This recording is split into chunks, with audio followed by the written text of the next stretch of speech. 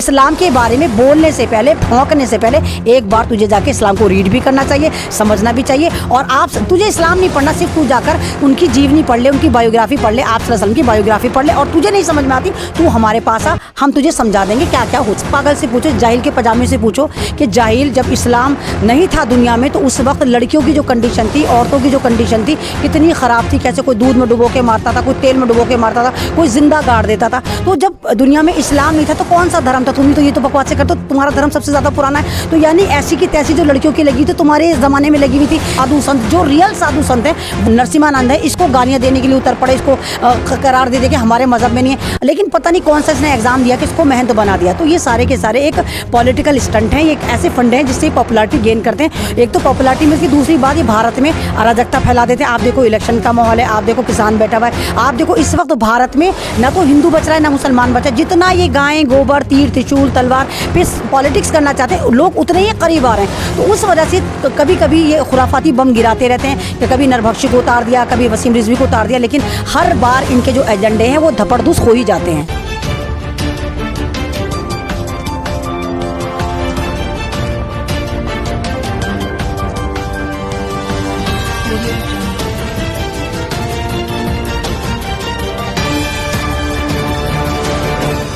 तो इस्लाम धर्म पे दो एक तरह से कहे जाओ कि हमले हुए या दो लोगों ने निशाना बनाया। एक तो वसीम रिजवी हैं, एक नरसिम्हानंद हैं जो खुद को महंत भी कहते हैं।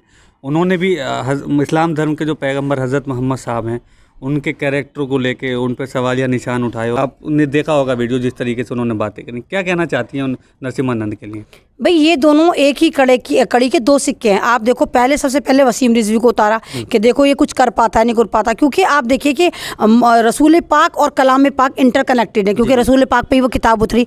तो इससे तो वसीम रिजवी से तो कलाम पाक को करवाया। जब इन्होंने देखा कि मुसलमानों ने जवाब दे दिया, शियाओं ने भी जवाब दे दिया, सुप्रीम कोर्ट से भी लोगों को उम्मीदें होनी शुरू हो गई, तो अब ये सरकार परेशान हो गई। अब हम क्या करें?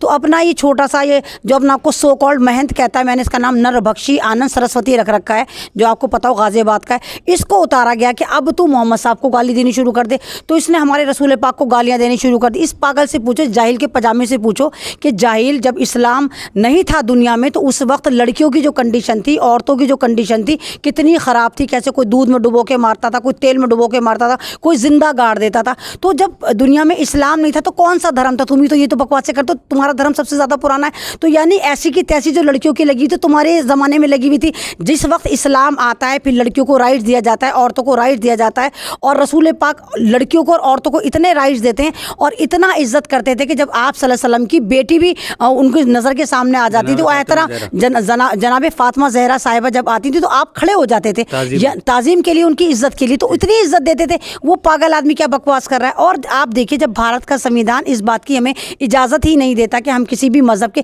मैं मुसलमान मज़हब की बात नहीं करी, तमाम मज़हब के जितने भी यहाँ पर मज़हब हैं, ग्रंथ हैं, हम उनको जाकर चैलेंज करें या उनको बुरा करें, उनके धर्मगुरु को बुरा करें तो हमारे पे सज़ा होनी चाहिए।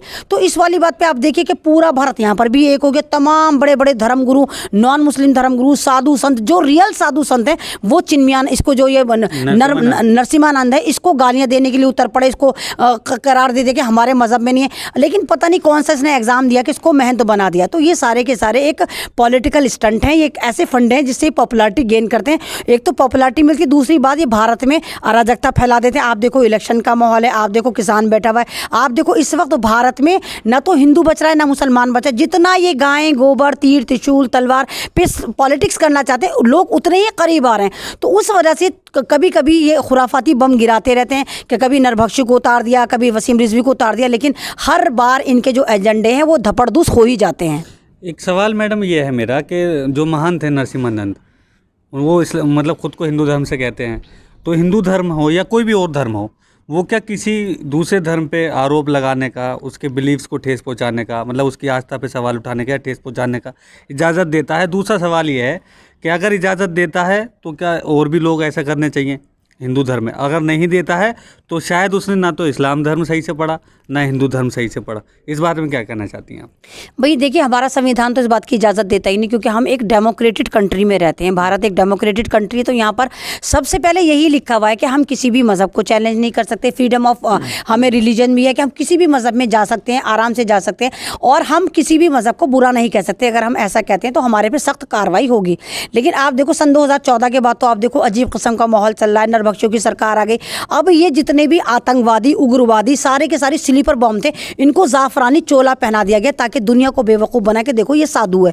उन्हीं में से नरभक्षी आनंद भी एक है। तो इसने ये ड्रामा करा। अब आप देखो ना, ये हमारे मज़हब के बारे में बात कर रहा है, अपने मज़हब के बारे में बताए, या हमारे मज़हब में क्या इस तरह होता है। तो ये इकलौता ही ऐसा साधु संत क्यों है जो मुसलमानों को टारगेट करता है, इस्लाम को टारगेट करता है, हमारे रसूल पाक को टारगेट करता है? इससे पहले कितने मेहनत आए, आज तक किसी ने नहीं करा। सब बड़े रेस्पेक्ट देते हैं। मैंने इन लोगों की बहुत बड़ी बड़ी स्पीच देखी जो मोटिवेशनल देते हैं, वहाँ रसूल पाक का जिक्र आता है। इनकी महात्मा गांधी वो भी उनको उनकी हदीसों को फॉरवर्ड कहते थे कि अगर कोई एक कल्ले पे मारे तो दूसरा कल्ला हाजिर कर दो। तो ये तो रसूल पाक की हदीस थी। तो ये सारे के सारे वो लोग हैं जो नए नए बने हैं, नए नए हैं जो सारे के सारे आतंकवादी हैं। तो और इन लोगों अज्ञानी लोग हैं जो ज्ञान पेल नहीं, सारे अज्ञानी लोग हैं जो ज्ञान पेलते हैं। आप इससे ही सवाल करें, द्रौपदी का हिसाब दे। हमने आपसे द्रौपदी का हिसाब नहीं मांगा कि आप उसको क्या कहेंगे कि 5 पांडवों की एक बीवी थी। लेकिन मजहब का मामला है, आस्था का मामला है। आज तक किसी मुसलमान ने क्या वहां पर जाकर द्रौपदी को टारगेट करा, द्रौपदी को ट्रैक करा? नहीं करा, क्योंकि वो आपके मजहब का मामला है, आपकी आस्था का मामला है। तो लेकिन इन चीज़ों से ये होता है, जब आप किसी भी मजहब पर कीचड़ उछालते हैं तो लोग फिर स्टडी करना शुरू कर देते हैं, और जब आपके मजहब में जाके स्टडी करते हैं तो उनको 0/0 मिलता है। लेकिन जब वो इस्लाम के स्टडी करते हैं तो इनकी वजह से पता नहीं कितने लोग उल्टा और इस्लाम में दाखिल हो जाते हैं। नरभक्षी आनंद है, जिसको मैंने नरभक्षी नाम रखा है। इससे मेरा मैसेज है, अगर आपको सुनना है तो पहले वो जाए और इस्लाम को रीड करे, क्योंकि इस्लाम एक ऐसा मजहब है कि जब आप सल्लल्लाहु अलैहि वसल्लम हमारे मैसेंजर थे, उस ज़माने में औरतों को इतनी आज़ादी थी कि कारोबार करा करती थी। और सबसे पहली जो उनकी वाइफ थी हज़रत खतीजा, वो उस वक्त अरब कंट्री की सबसे बड़ी व्यापारी थी और बिजनेस करती थी, तिजारत करती थी। अगर इस तरह का सीन होता, आप सल्लल्लाहु अलैहि वसल्लम औरतों को गलत समझते, उनकी दलाली करते, या खुदा ना करे उनका कारोबार करते, तो इस जाहिल से कोई बताए कि उस ज़माने में फिर हज़रत खतीजा सबसे बड़ी व्यापारी कैसे थी, कारोबारी कैसे थी, और फिर वो आपकी वाइफ कैसे बन गई थी, बिजनेसमैन थी, वाइफ बनी थी। तो उन्होंने तो कोई उन पर बंदिश नहीं लगाई। तो ये सारी की सारी ड्रामेबाजी हैं। इन लोगों को और इस्लाम को रीड करना चाहिए। ये ना हो कि तू इस्लाम रीड करे और फिर तू इस्लाम में दाखिल हो जाए। अब सवाल ये बनता है मेरे भाइयों बहनों, जिन रसूल पाक पर ये उंगली उठा रहा है, तो दुनिया में सबसे बड़ी जो लेडी तिजारत करी है किसी लेडी है, तो बदनसीब आदमी तू जाकर स्टडी कर।